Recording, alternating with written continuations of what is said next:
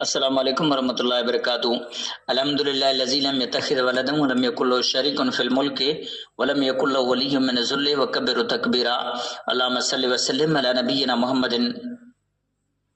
प्यारा साथियों, क्रिसमस जो त्यौहार एक अड़ो गैर इस्लामी अमल है जो सरासर बातिल अकीदे ए शिरक की बुनियाद ते कायम है।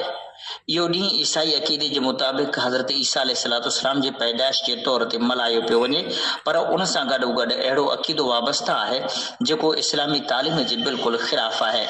इन में बी कौमन जी गलत रस्मन के गले लगायो वियो है, पर इस्लामी तहज़ीब ए तालीमात जी नफ़ी की विया है। इस्लामी शरीयत ए रब जे हुक्म ए रसूल करीम सल्लल्लाहु अलैहि वसल्लम जिन जे हुक्म सां खां मोह मोड़ियो वियो आहे ऐं खोड़ सारे गलत अकीदनि ऐं बेबुनियाद ॻाल्हियुनि खे जोड़ियो वियो आहे। उन्हनि मां सभिनी खां ख़तरनाक अकीदो इहो आहे त हज़रत ईसा अलैहिस्सलाम खे अल्लाह जो पुट या अल्लाह जो हिस्सो करार ॾिनो वियो आहे। क़ुरान पाक इन्हनि कुफ्र वारे अकीदे ऐं ॻाल्हियुनि खे सख़्तीअ सां रद्द कयो आहे।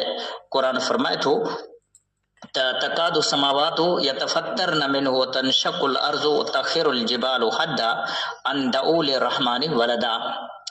इन चवण खां एजो आसमान फाटंदा ऐं ज़मीन फाटंदी ऐं जबल ज़रा ज़रा थी किरंदा। हिन सबबा जो उन्हनि अल्लाह लाइ पुट बणाए छॾियो आहे।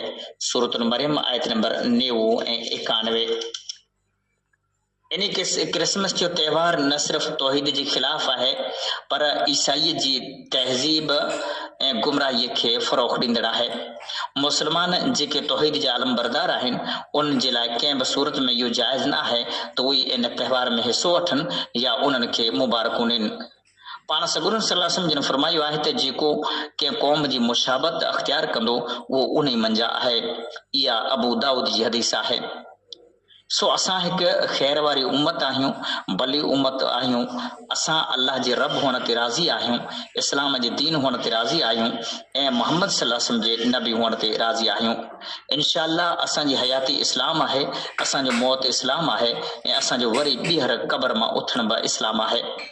असां उहा उम्मत आहियूं जेका मैयत खे क़बर में दाख़िल करण महिल बि पढ़ंदा आहियूं त बिस्मिल्लाहि अला सुन्नति रसूलिल्लाह। अल्लाह पाक असांखे इस्लाम सां जियारे ऐं इस्लाम सां ई ख़ात्मो फरमाए। वमा अलैना इल्लल बलागुल मुबीन।